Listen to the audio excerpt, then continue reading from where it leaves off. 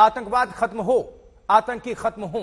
पूरा देश सेना के साथ है और इन्हीं आतंकवादियों से देश की रक्षा करते हुए वीर गति हासिल करने वाले कर्नल मनप्रीत सिंह आज अंतिम सफर पर निकल पड़े। 7 साल के बेटे कबीर ने सेना की वर्दी पहनकर पिता को सैल्यूट किया।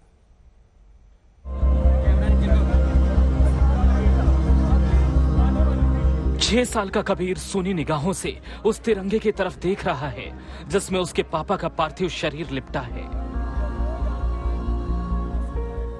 2.5 साल की वाणी अपने पिता को सैल्यूट दे रही है, इस बात से अनजान होकर कि उसके पिता कभी न लौटने वाली यात्रा पर निकल चुके हैं। पिता का गुजर जाना क्या होता है ये अबोध बच्चे भला क्या जाने, लेकिन जमाने की रीति है, सो पिता को अंतिम विदाई देने की जिम्मेदारी इन मासूमों को उठाना पड़ रहा है। कलेजा मुंह को आ जाता है इन बच्चों की मासूमियत देखकर और नियति ने इनके साथ जो क्रूर मजाक किया है उसे याद कर।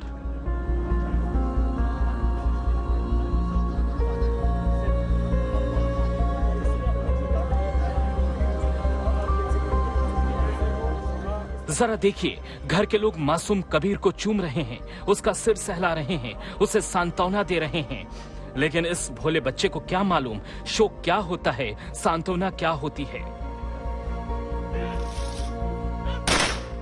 कर्नल मनप्रीत की शहादत पर पूरा मोहाली मातम मना रहा है। आज सुबह कर्नल मनप्रीत का पार्थिव शरीर मोहाली स्थित उनके घर लाया गया और फिर शोकाकुल परिवार को सांत्वना देने के लिए तांता लग गया।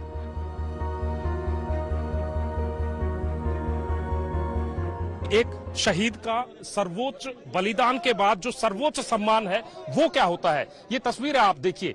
इन तस्वीरों को देखकर एक तरफ जहां आंखें नम होती हैं तो दूसरी तरफ गर्व से सीना भी चौड़ा होता है कि ऐसा मौका शायद किस्मत वालों को मिलता है कि अपनी जान जो देश की रक्षा करते हुए अपनी प्राण न्यौछावर करता है। कितना मार्मिक दृश्य है कि उनका बेटा जिसकी महज उम्र 7 साल है और वो सेना की वर्दी पहनकर अपने पिता को आखिरी नमन लास्ट सैल्यूट करता है। उनकी बेटी है, बेटी को तो शायद ये भी नहीं पता होगा कि हो क्या रहा है क्योंकि उसकी उम्र सिर्फ 2.5 साल है। लेकिन कर्नल मनप्रीत की बात करें तो उनके भाई ने 6 दिन पहले उनको फोन किया था, तो उन्होंने कहा था कि मैं जल्दी घर आऊंगा और आप मेरी किताबों पर बाइंडिंग करवा देना, उन पर जिल्द चढ़वा देना। लेकिन आए जरूर, आए तो ऐसे आए कि तिरंगे में लिपट कर आए और जिसने भी देखा उसने उन पर फूलों की बौछार की, उनके नाम के नारे लगाए।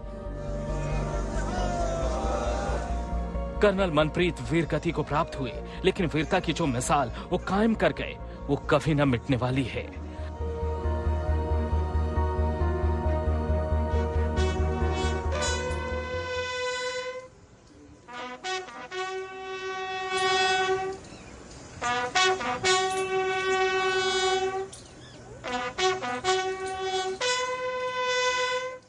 सत्येंद्र चौहान, मोहाली, आज तक।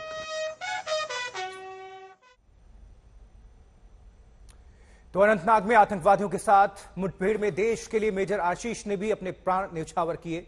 पानीपत में जब मेजर आशीष का पार्थिव शरीर रवाना हुआ तो सड़कों पर जनसैलाब उमड़ पड़ा। 7 किलोमीटर लंबे फासले में सिर्फ लोगों की कतारें दिखी, तिरंगे दिखे और हिंदुस्तान जिंदाबाद के नारों की गूंज सुनाई पड़ी। पानीपत ने अपने बेटे मेजर आशीष को अभूतपूर्व विदाई दी।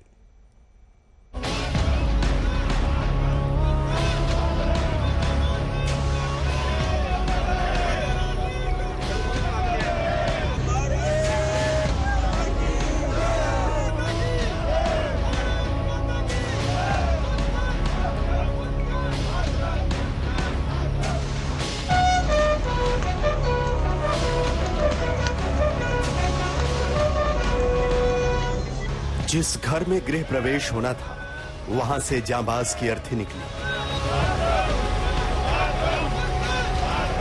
मेजर आशीष बड़े शौक से पानीपत का घर बनवा रहे थे। 23 अक्टूबर को गृह प्रवेश की तैयारी थी, जन्मदिन भी धूमधाम से मनाने की तमन्ना थी, लेकिन झटके में सारे सपने स्वाहा हो गए। एक जांबाज की जिंदगी की यही विडंबना है। एक तरफ देश के स्वाभिमान, मां भारती की सुरक्षा का सवाल है, जहां शहादत पर फख्र की बात होती है, लेकिन दूसरी तरफ वो अपने हैं जिन पर यह शहादत भारी पड़ती है।